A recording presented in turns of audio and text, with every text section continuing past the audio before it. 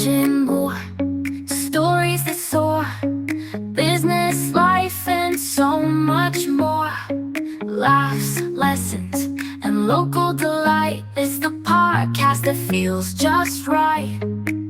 It's the Imagine More podcast.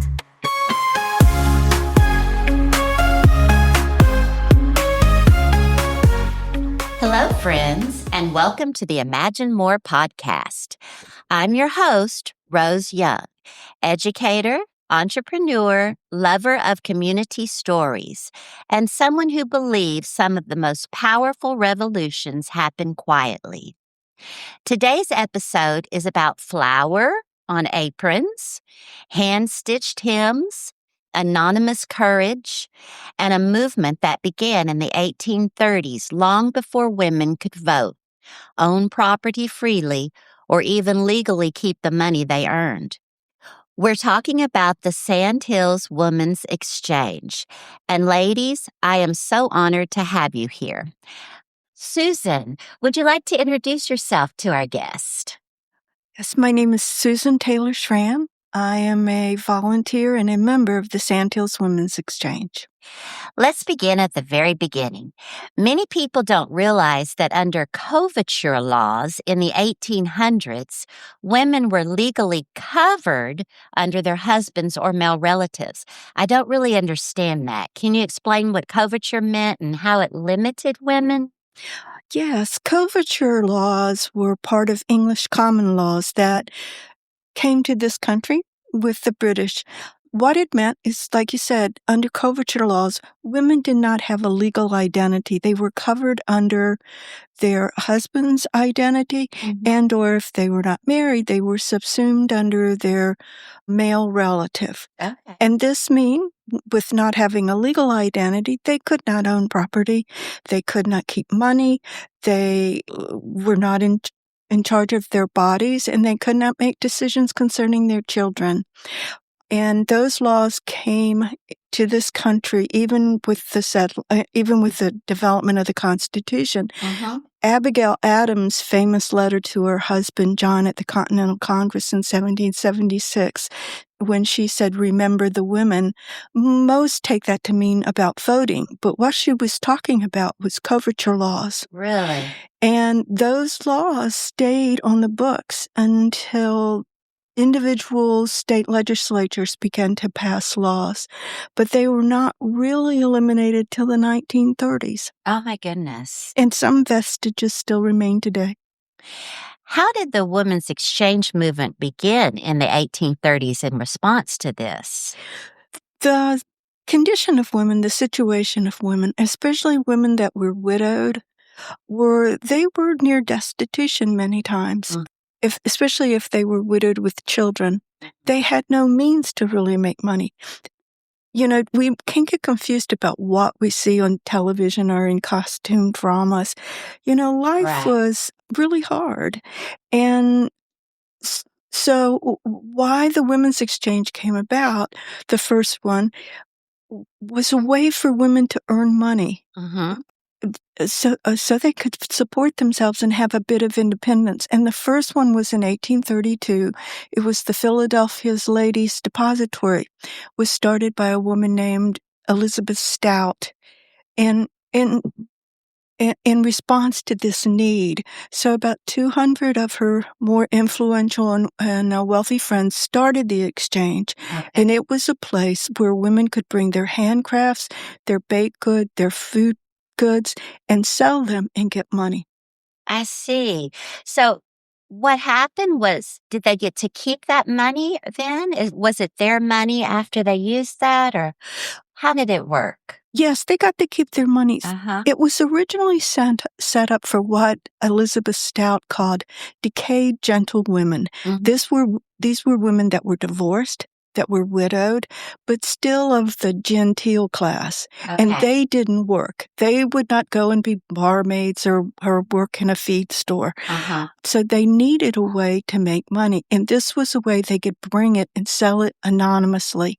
And the depository sold it for them and gave them their money. Oh, I love that this wasn't charity in the traditional sense. No, it wasn't. Yeah. The mission of this has always been to help others help themselves. Right. And you keep your dignity, use your skill. It's entrepreneurship. Absolutely. It really is.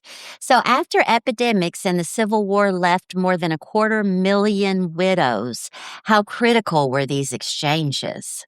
They were very critical. The ladies' depository movement didn't really catch on, but then a few of them became what was known as exchange for women's work. Okay. And those exchanges after the 1850s really caught on. And by the end of the 1800s, there were over 100 exchanges across the country. Wow, what made this movement so sustainable? One is it was more than just selling goods. They were places they educated women on basic education, on skills. They were culinary schools. They provided food for them, lodging for them, medical care and child care, things that women needed. Right. So they could make a life for themselves. And so many times, these exchanges were started by the wealthy elite women in their community, most of them in urban environments. So they were abolitionists. They were early suffragettes. They were forward-thinking women that were trying to empower women. Mm-hmm. And these exchanges, well, we have 5 remaining from the 1800s that are still operating today. Many of them, some of them, kept merging into other organizations and still exist. One of the most successful and influential ones was the Boston Women's Educational and Industrial Union. I see. One of the stories is in 1925, Amelia Earhart moved from the West Coast to the East Coast and settled around Boston. And she went to the Women's Educational and Industrial Union looking for work because they acted as an employment agency. Uh-huh. They sent her to Denison House, which was a settlement house in Boston. And there she worked with immigrants and low-income people, teaching them English and whatnot. Yes. And she left Denison House in 1928 to fly solo across the Atlantic, being the first woman to do that. And when she got back, she went back to work at Denison House. Did she? That's really cool. Yes. That's a cool story. Mm-hmm. Now let's move to the Sandhills. In the 1920s, many rural families were here, subsistent farmers, living Yes. very close to poverty. But at the same time, Pinehurst was expanding as a resort community. Tell us about the 3 women from the Northeast who understood the women's exchange model and helped establish one here in 1922. Okay. Well, let me go back just a little bit. Okay. When James Tufts came and began to establish the resort, and then by 1897 it was up and going, there were 3 groups of people. There were the winter residents, were the ones that came for the season and stayed at the resort. Yeah. And you got to remember, they were the wealthy 1% of the country. Right. These were really, really wealthy people. The other was the local residents. Uh-huh. The business community at that time was centered in Aberdeen. Oh. Right. Yes, that was the real business community. Uh-huh. And the third was a group that was referred to as the Harvard Colony. Okay. And this was something that came about in the early 1900s. It was a return to the farm agrarian movement that came out of Harvard and Yale. These young elite businessmen thought that they could bring these new agrarian techniques, farming techniques, to the Sandhills and make a venture. And they did. And they bought thousands of acres of land. No kidding. And most of the time, they were raising peaches and cotton. Now, in addition to these 3 groups, there was the rural poor. And they were subsistence farmers. Everything depended on the tobacco crop, the cotton crop. That was it. Mm-hmm. And the statistics go something like in 1920, there were 2.5 million people in North Carolina. 75% of them were rural. Most were, uh, uh, excuse me, health conditions were poor. Poverty was common. Yeah. Most children left school in the high school years to work the farms. Even in 1935, only 35% of the population had electricity. Really? That's hard to fathom, isn't it? You really have to Uh-huh. step back. And so the area, the Sandhills, was extremely rural. There weren't paved Yes. roads. There were no way. Women did not leave their farms or small community. Rarely did they come to town.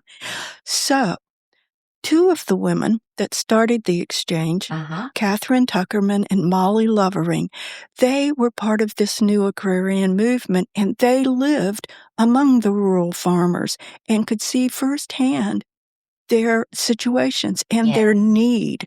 And they were just very overcome by the need in the area. Well, they were both familiar with the women's exchange movements. Catherine from the Boston area, and nothing's been written or anything, but I just believe she knew about the Boston Women's Educational and Industrial Union. Okay. So was Molly Lovering. And so when the 1922 Sandhills Board of Trade County Fair was at the fair barn. Okay. And Catherine saw what these local women made. She thought, this is as good as anything I've seen in the other women's exchanges in Boston, in New York, in Philadelphia, or wherever. So she got with Molly Lovering, and the third was Dorothea Cowgill. Okay. And they, in May of 1922, decided they were going to start a women's exchange. Yes. That's how it all got started. Oh, my goodness. And then within a few months, they had pulled together women from the winter residents, local residents, and they worked with the home demonstration agent. And by the time they opened in the fall of 1923, they had over 120 consigners. Wow. And they started here in Southern Pines. They started on the porch of Judge Ray's tea room, which was over in Knollwood on Crest Drive. And their first season there, they were so successful. They sold in one season, which went from September to April, what would be about, let me think, I think it's about $40,000 they did. That's incredible. In 1923. That's insane, is what it is. That really is remarkable. And the Sandhills Women's Exchange, it opened in 1922, and it has never closed its doors? No, it's never closed. Wow. They were a lifeline during the Depression for the rural families. They kept going because that wealthy elite kept coming. Is that what why it hasn't endured, you think, for 100 years? Yes, I think it's that, but it's changed over the years, of course. Most of the women's exchanges have changed over the years because women went to work. Right. By the end of World War II, women were going to work, and then by the 1960s, we were going to work. So that need had lessened. And also, there's the whole story of the textile industry in the United States that plays into this. Okay, tell us. Prior to the Industrial Revolution, families were a self-sufficient unit. They grew their own crops, and they grew what they needed to make clothing. Clothing was very scarce. They raised sheep, and they grew flax, and they processed it, wove it, made it into garments. And that unit was broken with the Industrial Revolution because young women and young men began to go to the mills. Okay. So that family structure, that self-sufficient unit began to fall apart. But also with that is the understanding that prior to the Industrial Revolution and during the time of coverture laws, cloth, textiles were considered the territory of women. That was their wealth. Okay. Because cloth was so scarce, and and they were the ones making it. They were the ones that usually spun it, wove it, and made it into whatever they needed. And it passed down through the female line of the family.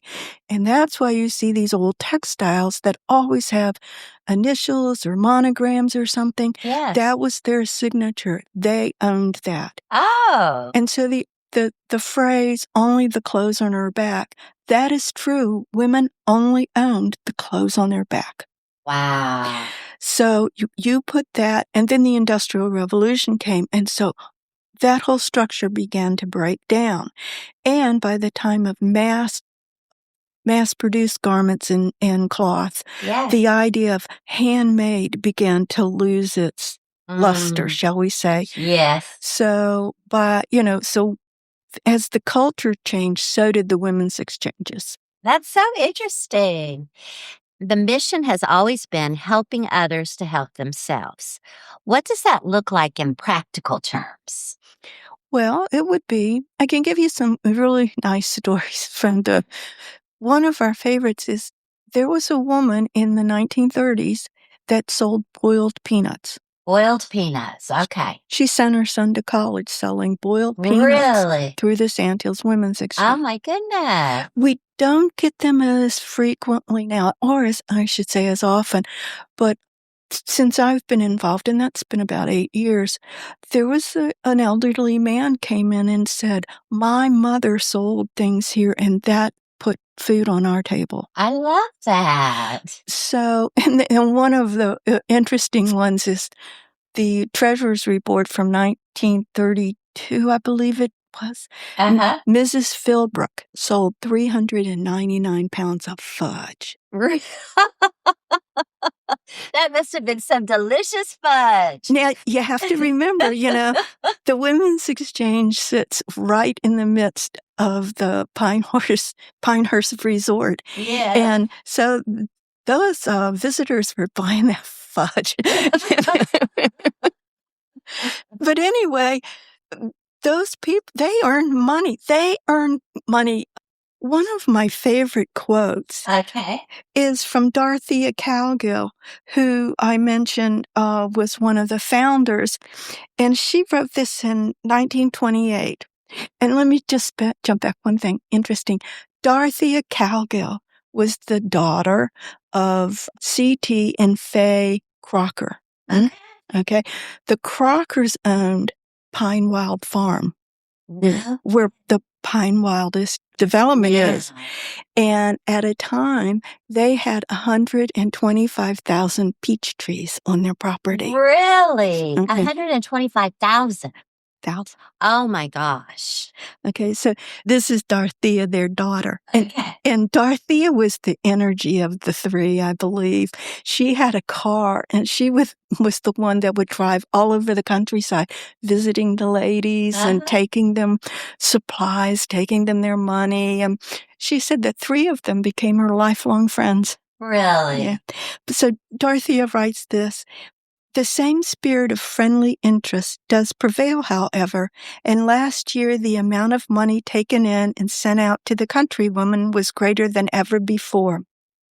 I imagine living 17 miles from the tiniest town, caring for 2 cows, 4 to 8 children, and all the yearly budget depending on whether the tobacco and cotton crops were good or bad, and suddenly finding that by spending a few hours a week hooking rugs out of threadbare garments or knitting cotton gloves for the more fortunate who hunted to hounds, they could have from $5 to $200 a month to spend on luxuries.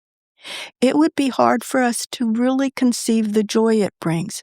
When we send a check for $300 to one woman for articles sold in 1 month, you can imagine the joy and a feeling of satisfaction to those of us in touch with this enterprise. So if you can imagine getting a check for $300 in 1928, and you're living on a tiny little farm, that's what it did. Oh, that makes me tear up thinking about that. That's amazing. That's how they helped people. Wow. Yeah.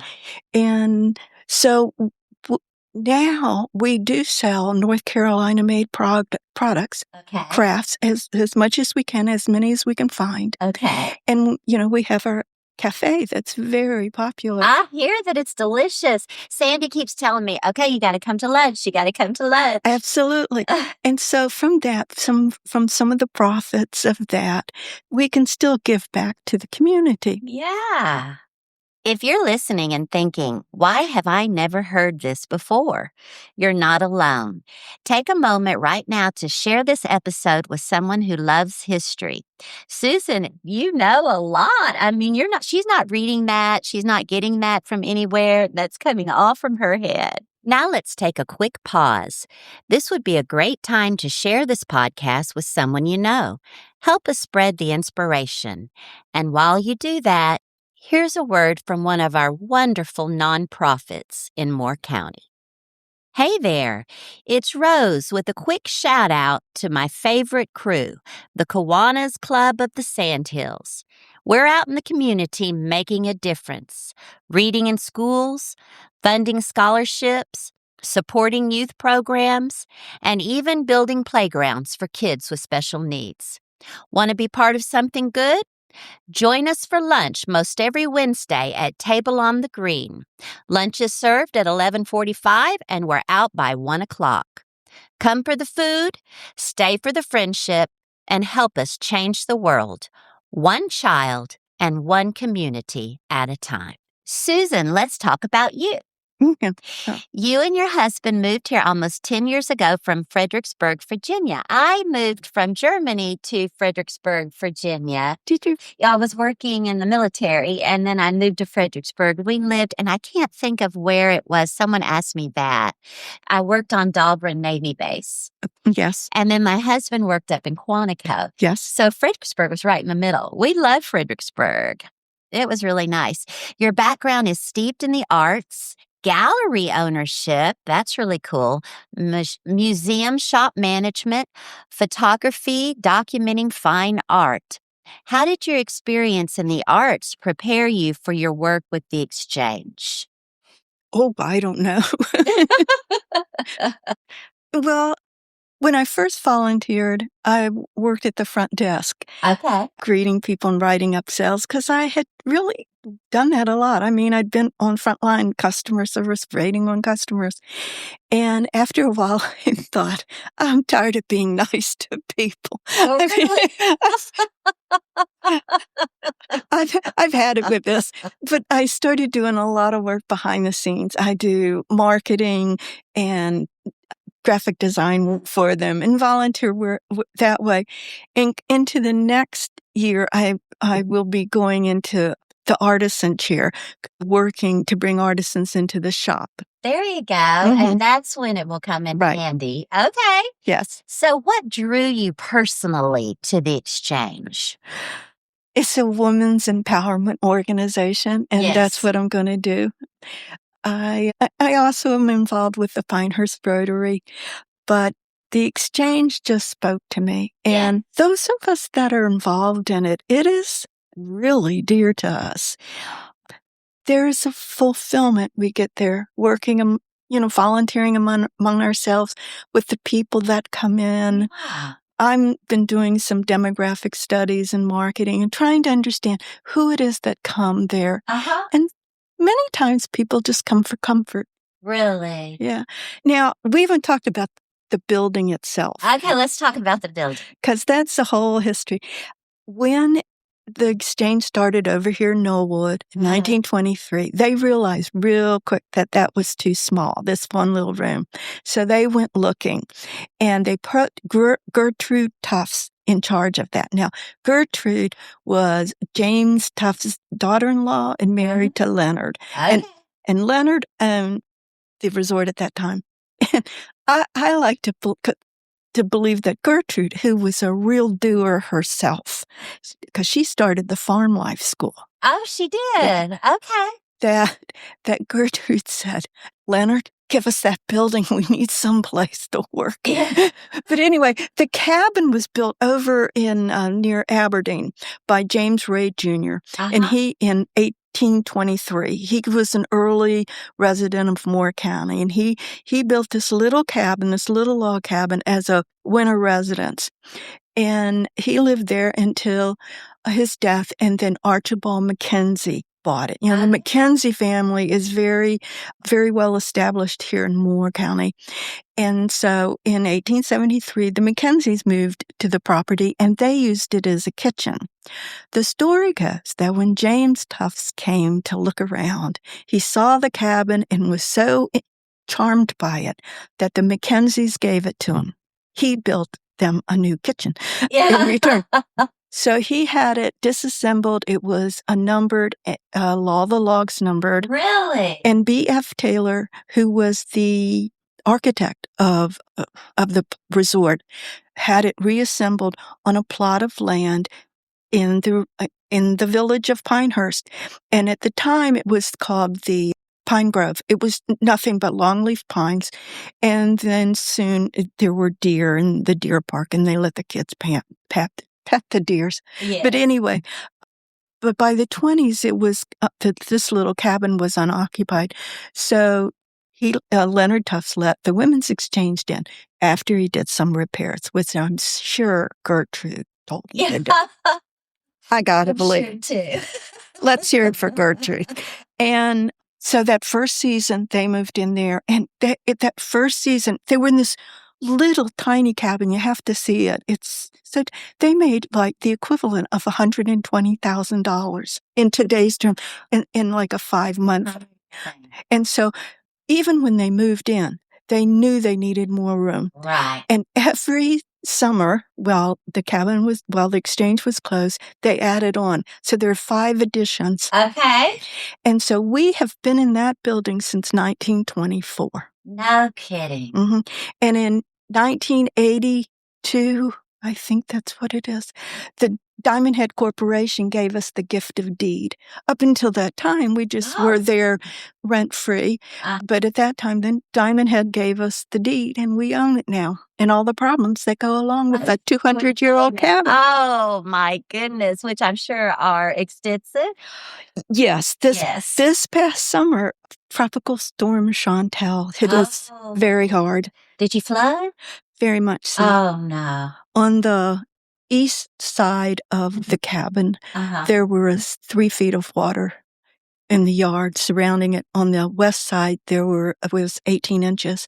There was 6 inches through the cabin. And fortunately, the cabin has a lot of holes, so it drained away quickly. But it had done its damage by that time. So over the summer, we had to have the floors refinished. And those floors were over 100 years old, and some of the floors had to be totally replaced. We lost a lot of our kitchen appliances and had to have those replaced. But we were back up and going by September. And that was a lot of work done to get it back up. But it was the most destruction the cabin has ever had. Wow. Just recently, too. After all of these years. Yes. No, Chantal hit us hard. Hit us all very, very hard. It was unexpected. What even a hurricane, and she got us. I know. So anyway, the cabin has its own unique feel. And if you've never been in, it is the same way it's always been. Really? It's not modern. I mean, we've got modern, electricity and stuff. But you look and it's an old log cabin, and you can see how all the additions were made to it. They just added to the outside wall and kept on building. Oh, yeah. So it's very cozy feel to it. And does it give you an idea of how they lived in the cabin? The actual cabin, is so small. It's hard, I don't. Can't imagine. Yeah, they had a little bed, a chair, a table, and that's about it. That's it. Hmm. So, Susan, you recently wrote a book on the history of the Women's Exchange Movement, the Federation, and the remaining 14 exchanges. What inspired you to write Helping Others? Well, it's just when I got researching the Sandhills Women's Exchange, and I worked with another volunteer from the exchange, Sandy Gernhardt, and she and I for years have just been getting researching and going down rabbit holes. She's a historian for sure. I mean, she could tell me anything I ask her. She can knows. tell me the history on it. Yeah. Sandy is so good, but she's very practical. She's like, she can always find the correct dates and the correct names and and I'm always over here going, why? I'm over here. Let's make a good team then. So one of our former presidents, and that's a whole story in herself, Cav Peterson, asked me if I would do a little book about the exchange, the Federation of Women's Exchanges. She thought maybe we could do a little cookbook. Yeah. And I started researching the exchanges, and I said to Cav, there's a whole nother story here. There's so much more to talk about. These women, these exchanges are just incredible. What they do now, and to think that there were, over 100 of them at one time. So what I did in the book is it's just a brief little history of the women's exchange movement and how the exchanges came about. Then we talk about the 14 different exchanges, just a little bit about them. Yes. Then I have some little stories in it. Then we have a listing of all the exchanges. Okay. And I'm always finding more ever so often. Another one, I'll find another one. And the notable women that were founders of the exchanges. And it's just a short history of everything to kind of pique your interest into these things. Absolutely. So what surprised you during your research? Just how involved these women were. Yeah. An example, the New York Exchange for Women's Work was one of the prime exchanges in the country, and it became a model like the Boston Women's Union of how to run these things. And these women what the story is, they got Thomas Edison to do an exhibition for them. When he came from the Paris World Fair, I think it was in 1898, they had him reassemble his display from that fair in New York as a fundraiser for their exchange. And Rudolph Aronson wrote a song, a march just for them. But these women, they were not playing around. No. They were serious business women. And that's the thing. This exchange movement has been going on all these years, just quietly doing what it is they do, helping others with no real fanfare. Women's exchanges are the oldest continuous nonprofit charitable organization in this country. I had no idea. No one does. I had no idea. And I think part of it, too, is the suffrage movement and the right to vote. It was so dramatic. It overshadowed it. But I must say, today is my mother's birthday, March 3rd. She was born March 3rd, 1913. On that day, the first large civil rights march was held in Washington, D.C., and it was the women's right to vote. It was a huge suffragette march, and they had it the day before Woodrow Wilson was inaugurated. Yeah. So it's part of that. Oh, well, that's quite a history. That's pretty cool. What do you want your readers to walk away understanding about this movement? As they say, history is written by the winners, And like I say, women have just been doing all along. They do what they just do what needs to be done with not a lot of fanfare. It's true. And it still goes on. And they deserve that credit. Thousands of women have worked through the exchanges and given back to their community, done what needed to be done. Yes. And as I say in the book, I hope if you see this, look around at your community. There's probably an exchange has been nearby, and your mother, grandmother, great aunt, great grandmother was involved in the movement. Yeah. Mhm. I love the idea that, you think of women subservient back then. And I love the idea that we have always been strong and we've always been pushing forward. Always, Mhm, mhm. from from earliest times. I mean, you think of I got to thinking about this when I was doing it, thinking about when men would go off to war, say in the Revolution or the Civil War, and women were left at home. Right. Not only did they have to do their normal women's work, cooking, cleaning, growing the vegetables, taking care of the kids, educating them. With the husband gone, they had to take care of the farm animals. They had to do repairs. They had to do all that he had done Right. while he was gone in the hopes that he would come back. Yes. So if he didn't come back, what were they going to do? Yeah. How could they keep this? And that kind of thing gave me pause, Yeah. real pause on what women did. Yes. So let's bring this into 2026. And for someone who has never visited the Sandhill Women's Exchange, take us through. We're walking in the door. Tell us what we're going to see, how we enjoy it. Can we eat lunch? What time? When you're open? Give us all the details. Okay. The Sandhills Women's Exchange is located at 15 Azalea Road in the village of Pinehurst. That's directly across from the village chapel, right off of Route 2. Okay. The first thing you see, you see is these log buildings. Yeah. And the first thing you walk into is the cabin, the 1823 cabin. Yes. This little room.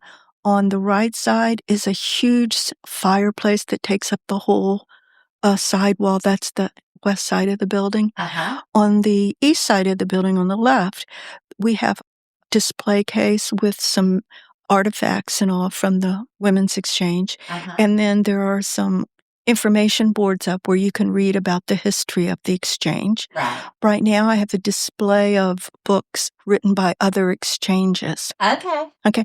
And then you duck your head and you go through a tiny hall.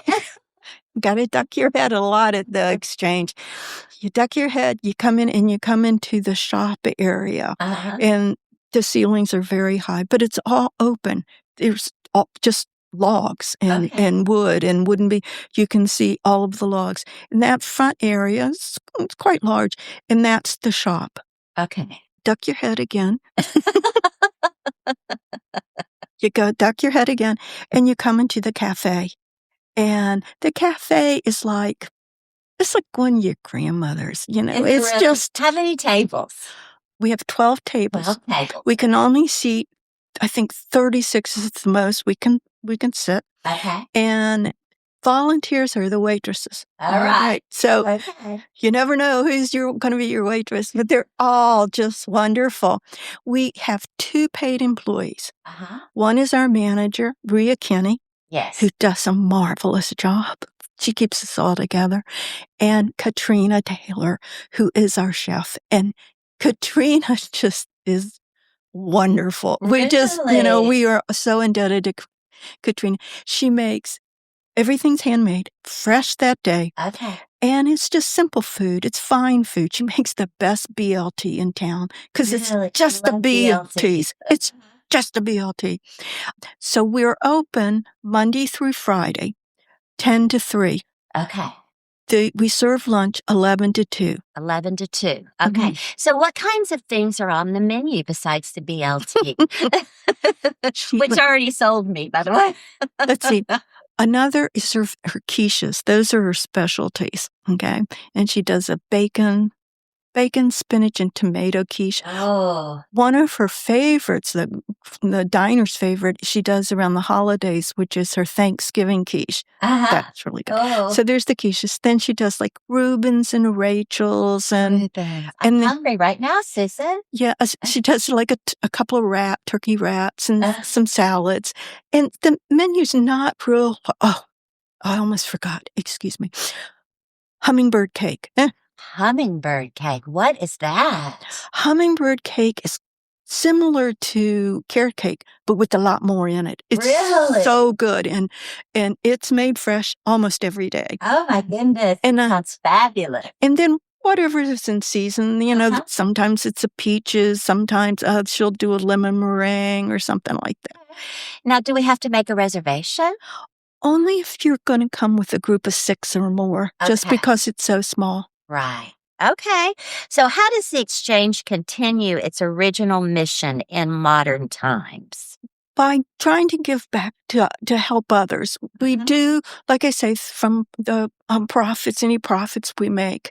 Now, part of our profits are going towards maintaining a 200-year-old structure. Oh, I Yeah. can imagine. Right. Yeah. That's but we do give back to the community. We do different groups, and we look for small organizations that are very, very locally driven. Okay. The larger needs are taken by the bigger organizations. Yes.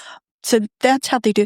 But we do small things like Katrina makes quiches that she donates to the Claire McLean House. Uh-huh. So Okay. things like that. Yeah. Okay. Well, tell me a little bit about, you said that you try and get, is it Moore County handmade crafts in there, or is it all of North Carolina, or what kinds of things can we buy? We try whatever. We try to, we try to get, first we start with Moore County, we look, and then we go further afield, just trying. We have a few artists from Chapel Hill that have come in, but most of them are Moore County. Really? We do, let me think, we do pottery and ceramics. We have textiles and baby clothes. We sell a lot of North Carolina food products. Oh, okay. Oh, yeah. That's it. Then, let me see, we have pine needle baskets and sweetgrass baskets that are, oh yeah. That's intriguing. Yes. There's a woman here that is just a real expert in pine needle baskets. Wow.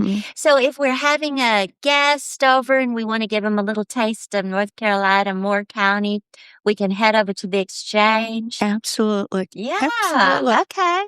Or we're going to visit. I know I like to take a little bit from my hometown when I go visit in other places. Yeah. I was visiting a nephew and his wife up in upper state New York this fall, and I took a bag of North Carolina rice. Really? Rice? Right. It's grown on the eastern part of the state, but then we have even grits, the North Carolina grits. Yes. All right, so I have a quick fire round where I'm just going to throw something out at you, and you don't think about it too much. Short answers. Just throw out what's first thing in your head. Handmade or heirloom? Handmade or heirloom? They can be both, can't they? They can. They can be both. I have seen, and I have done, because I work in textiles, that you take vintage textiles, maybe old hankies or crocheted edgings or whatever, old damask tablecloths, and turn them into other things. Really neat. One of our artisans takes old chenille bedspreads and makes them into bathrobes. Oh my goodness. They are so cuddly. They are wonderful. Okay. I can never give a short answer. I'm sorry. That's okay. I was just thinking I have a really good friend that is very creative, a retired arts teacher, and I thought she should volunteer. So it made me think, how do you get volunteers, and can anyone volunteer? Anyone can volunteer. And how do they do that? Do they just show up? Just show up and talk to who is ever there. I mean, they would talk to Rhea. We have a little form just to get your interest, to know where you want to be. Like I say, all the waitresses are volunteers. The front desk staff is volunteers. The people that take care of the gardens are volunteers. We need people to help us with social media. There's always something to do. There's always a fundraiser we're working on or whatnot. All right. Well, I'm glad I thought of that. Scones or pound cake? Oh, pound cake. Yeah. No, that is so hard to make pound cake. Oh, it is labor intensive. but it's good Do you when make it? I have my mother's recipe. My grandma's Did. for what they call a half-pound cake, and yeah, use it a lot. If the Exchange had a theme song, what genre would it be? It would be a jazz A tune. jazz Because they're from the tune. 20s. You can't do Yeah, jazz roaring tune. 20s. A woman in history you'd invite to tea. Oh, Barbara Jordan. Okay, tell us who Barbara Jordan is. Barbara Jordan was a representative to from Texas to the Congress. She was, and she gave who was it? Bill Clinton's nominating speech at the Democratic Convention. She was an African American woman, and she was on the Watergate committee. She was the most eloquent speaker I have ever heard. She could just just excite me so much. And she taught then law and history at the University of Texas. Not that I ever, had anything to do it, but I guess it was because when I was young and I saw her, I had never seen any woman talk like that. Really? Nice. You didn't even hesitate. No, she not came at all. Right to you. Yeah. Okay. One word that describes the Exchange. I'm going to say, comforting. Comforting. Nice. You did say some people come just for the comfort. Yes. Now, does it get cold in the winter and hot in the summer? Or Oh, yeah. yeah. Now's the best time to spring. Well, it used to be that the Exchange is closed in January and all because of the cold. Right. And they closed in the summer because we didn't have air conditioning, and it gets hot. But now we have units in all the rooms, and it's bearable. But I go in and I do the merchandising, the displays, and I work in there on Sundays, and they've turned the heat off, and it's cold. Oh, gosh. And just think, that's how they used to live in it. Yeah. Well, you should see this fireplace. I mean, they got that roaring. I love a big fireplace. Yeah, I do. So now, as a thank you for being on the podcast, I always write a little jingle for each of my guests. So I wrote one for the Women's Exchange, Susan. So here's yours. From hands that sew to hearts that care, 100 years of love we share, helping others find their way at the Sandhills Women's Exchange. Oh, that's lovely. Thank you. Thank you. So before we close, I want to ask one final question. If the women who started this movement in the 1830s could walk into the Sandhills Women's Exchange, what do you think they would say? Well, they know exactly where everything is. The only thing, they would be amazed at the cafe. That didn't come till the late 50s. It's cool. So they would look at that. But I don't know. I think they would be pleased it's still there. Yes. But after a little bit, I think they'd start making suggestions. Yeah. They were strong women. They were doers. They were go-getters. Yeah. Absolutely. Okay. Yeah. You're probably absolutely right. They'd say, okay, wait, I think you need to move this over here. That's right. They would. That's funny, Susan. That's funny. So today, I invite you to imagine this. Imagine a community where women quietly build structures that outlast generations. Imagine that every handmade item carries history. Every purchase supports independence. Every century-old mission still has relevance today. We're so glad that you came on the podcast, Susan. Thank you so much for being on the podcast. Thank you for asking me. And as always, keep imagining more. Imagine more stories that soar, business, life, and so much more. Laughs, lessons, and local delight. It's the podcast that feels just right. It's the Imagine More podcast.